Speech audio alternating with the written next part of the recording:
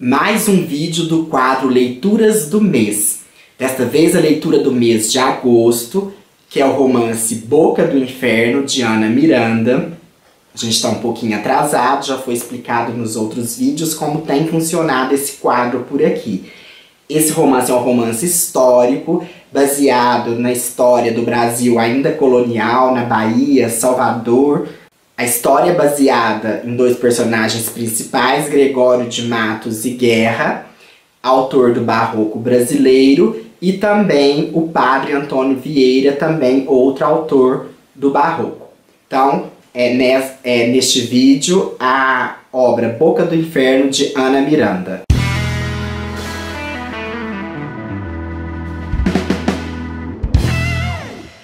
Eu gostei bastante de ler Boca do Inferno. É um romance muito bem escrito. A Ana Miranda é uma autora brasileira contemporânea que ainda está viva, bastante estudada e também com bastante literariedade, né? Uma escrita literária mesmo, com esse fluxo literário muito bom. Boca do Inferno é o primeiro romance de Ana Miranda, publicado em 1989. Ele já foi traduzido também para vários países, como Estados Unidos, Inglaterra, Alemanha, Itália, França, né, Espanha. Vários países aí já traduziram o romance Boca do Inferno. Por que Boca do Inferno? É um nome, um apelido que ganhou na literatura brasileira o poeta Gregório de Matos. A história se passa no século XVII, né, em 1683, então na Bahia, em Salvador, que era então a primeira capital brasileira. Primeira capital aí na época do Brasil Império, do Brasil Colônia. Nessa época havia vários jesuítas espalhados pelo Brasil, que depois vão ser expulsos pelo Marquês de Pombal, e também havia os governadores gerais das capitanias, né? Eu não sei muito bem de história, assim, não sei detalhar muito bem. Então, os governadores gerais eram os representantes do rei.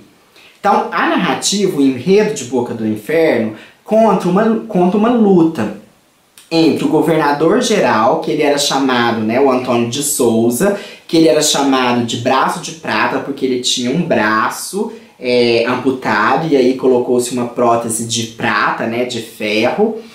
E então, junto com o governador, tinha o seu alcaide, né, que era também um outro representante, uma outra função, que era o Teles de Menezes. Depois, do outro lado, nós vamos ter os Ravascos, né, que é o Bernardo Ravasco e seu filho Gonçalo Ravasco, juntamente com o Gregório de Matos e o padre Vieira, que vão, né, um grupo ali vai assassinar o Teles de Menezes, e aí depois o irmão do Teles de Menezes se une ao governador para acabar e prender esse pessoal aí que estava. Então é toda uma trama aí de uma luta, né, e de peripécias, e aí vai ter também as mulheres que fazem parte, que é principalmente a Bernardina Ravasco, que é a irmã a filha do Bernardo Ravasco, né, irmã do Gonçalo Ravasco, e ela então ela é uma viúva, tem um papel importante. E também a Maria Berco, que era a senhora, né, que era a dama de companhia da Bernardina, e aí ela vai ter um papel importante, porque quando o Teles de Menezes é assassinado, eles cortam a mão dele. E aí, com isso, o Bernardo Ravasco pede pra Maria Berco dar um fim na mão. Só que ali tinha um anel de esmeralda, né? E ela então rouba o anel, e depois ela acaba presa, e tem toda uma história, o Gregório de Matos que vai tirá-la da cadeia. Então tem um romance aí, e o Gregório de Matos, ele era muito mulherengo, muito sem vergonha, né? Vai ter uma personagem principal que é uma prostituta chamada Anica de Melo, então onde ele vai ter aí o seu romance com ela, mas tudo na base, né, da questão da prostituição mesmo, e depois, então, ele se apaixona pela Maria Berco. E o Gregório de Matos, ele era um poeta que criticava muitas autoridades, criticava o governo, então sempre fazia sátiras, por isso ele era chamado de Boca do Inferno. E o padre Antônio Vieira também satirizava muito, pegava muito até mesmo na questão da Igreja Católica, de críticas à Igreja Católica e também aos governos, ao governador e tudo mais.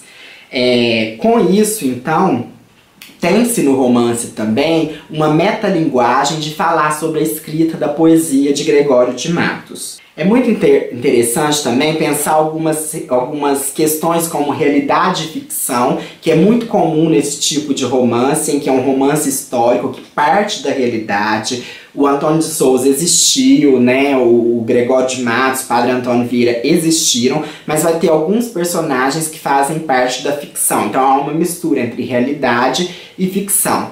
E é importante para a gente pensar também numa certa forma de jornalismo literário, porque parte de documentos, né, de pesquisas que a Ana Miranda fez, então uma reportagem, porém romanceada.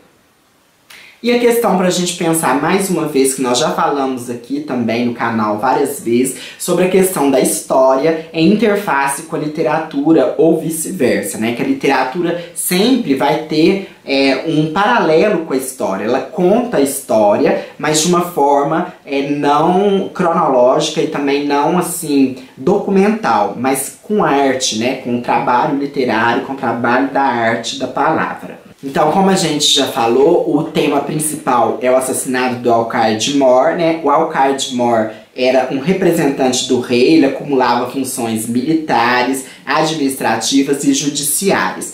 Ele é dividido, o livro, em 6 capítulos, né? O primeiro é a cidade, depois o crime, depois a vingança, a devassa, a queda e o destino, né? Eu gostaria de ler alguns trechinhos, né? Então, um trecho muito importante que nós temos na página 206, em que Gregório de Matos fala assim: faço versos para os que não sabem ler. Né? Então, essa questão de divulgar também, através da poesia oral, da declamação de suas poesias, mas também para atingir aqueles menos favorecidos, para tecer neles um senso crítico, para ir contra as atrocidades do governo. Depois, uma parte bastante interessante, nós temos na página 229, em que ele faz uma crítica aos padres, né? Aqui mais a questão do padre Antônio Vieira e também do Gregório de Matos, né? E há sempre a citação também de Gôngora, né? Que vem aí o estilo gongorismo, né? Que era um poeta europeu e que ele, então, influenciou muito o barroco brasileiro. Então ele diz assim: ser mau secular não é tão culpável e escandaloso como ser mau sacerdote. Não posso voltar a Deus o que me é impossível cumprir pela fragilidade de meu caráter. Então quer dizer, aqui ele fala, né, que o padre tem uma responsabilidade maior, o sacerdote, e que enquanto ele é secular, ele está suscetível às fraquezas humanas, né? Então essa crítica aí da questão do pecado da carne através da Igreja Católica. Também na página 124, né, nós temos aí essa questão do cunho aí de resistência, né, de movimentação, de manifestação. De que pode servir calar? Nunca se há de falar o que se sente? Dizem que sou satírico e louco, de língua má, de coração danado. Mas os que não mordem é porque não têm dentes. Eu tenho a língua embargada aqui, que, se não a tivera, causa boa não dissera. A mudez canoniza as bestas. Os padres são uns rabadilhas. Sabes quem é aquele padre que nos indicou a saída? É uma questão aí da própria reflexão sobre a sua escrita, sobre a sátira que ele fazia e tudo mais, né? E tem um trecho muito interessante também, que eu não vou ler, mas é um trecho que a Bernardina se despe, tem ali uma relação com o corpo, né? Que ela dá as chicotadas por ela estar sentindo os prazeres da carne e tudo mais. Então tem muito essa questão sexual também passando aí pela obra. É um livro que já caiu em vestibulares, é um livro bastante interessante para ser estudado, uma literatura muito boa de ler, fácil de ler, e que tem aí que nos dá uma aula de história sobre o Brasil colonial, na Bahia, em Salvador, né, as questões aí de como se organizava o governo no Brasil colônia. Então este foi o vídeo, né, da leitura do mês de agosto com o livro Boca do Inferno, de Ana Miranda. Se você gostou, curta, compartilhe, ajude o canal a crescer. Mande um e-mail para intertextopassos@gmail.com.